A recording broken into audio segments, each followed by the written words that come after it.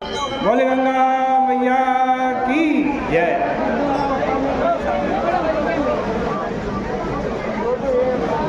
पतित पावनी कलिमल हारिणी मोक्षदायिनी मंगल कारिणी माँ गंगा मैया का ये पवित्रतम तीर्थ हर की पौड़ी ब्रह्मकुंड है। श्रीमद् भागवत जी के दशम स्कंद के 58वें अध्याय से चर्चा प्रारंभ कर रहे हैं। श्री सुखदेव जी महाराज कहते हैं कि परीक्षित, अब तक लोगों को पता चल गया था कि पांडव लाक्षागृह में जले नहीं, इसलिए एक दिन श्री कृष्ण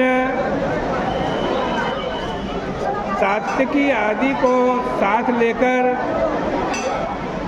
पांडवों से मिलने के लिए इंद्रप्रस्थ गए। वहाँ सबसे मिलने जुलने के बाद श्री कृष्ण ने अर्जुन को साथ लिया और वन में विहार करने चले गए। उधर अनेक प्रकार के दृश्य देखते हुए यमुना जी के तट पर पहुँचे। वहाँ देखते क्या हैं कि एक कुमारी कन्या तपस्या कर रही है। श्री कृष्ण स्वयं तो कुछ दूर खड़े रह गए और अर्जुन से कहा कि जाकर पता लगाओ। अर्जुन के पूछने पर कन्या ने बताया कि मेरा नाम कालिंदी है, मैं विष्णु भगवान से विवाह करने के लिए तपस्या कर रही हूँ। उनको छोड़कर दूसरे के साथ विवाह नहीं करूंगी। जब अर्जुन ने श्री कृष्ण को उसकी बातें बताई, तब श्री कृष्ण ने आगे बढ़कर के कहा कि विष्णु तो तेरे दरवाजे पर खड़ा है, आओ मेरे रथ पर बैठो। यह कहकर के श्री कृष्ण ने उसको रथ पर बिठा लिया और धर्मराज के पास ले आए।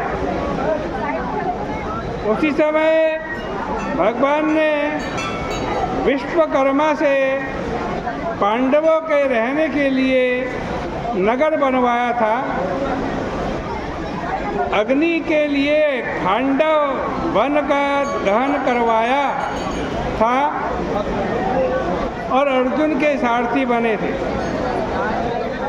अग्नि ने प्रसन्न होकर अर्जुन को कवच, रथ आदि का दान किया था।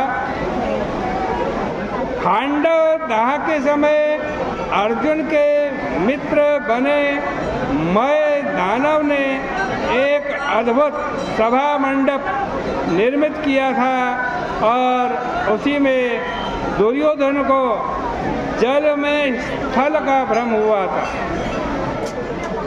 इसके बाद श्री कृष्ण द्वारिका चले आए। यहाँ उनका कालिंदी के साथ विवाह हुआ। देखो, अब विवाहों का नंबर आ गया है, आप उनकी गिनती करते रहना। असल में भगवान का एक नाम विवाह भी है।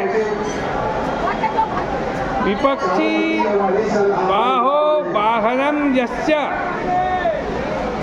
गरुड़ पक्षी जिसका वाहन है उसका नाम विवाह। जब भगवान का नाम ही विवाह है तब वे सबसे विवाह करते फिरते रहे। उन्होंने सबसे विवाह ही कर रखा। एक अवंती देश के राजा थे बिंद और अनुबिंद। उनकी बहन मित्रविंदा चाहती थी श्री कृष्ण को। राजा ने जब उसको रोका तो भगवान ने कहा कि वाह, जो मुझको चाहता है उसको रोकने वाले तुम कौन हो? और बलपूर्वक ले गए।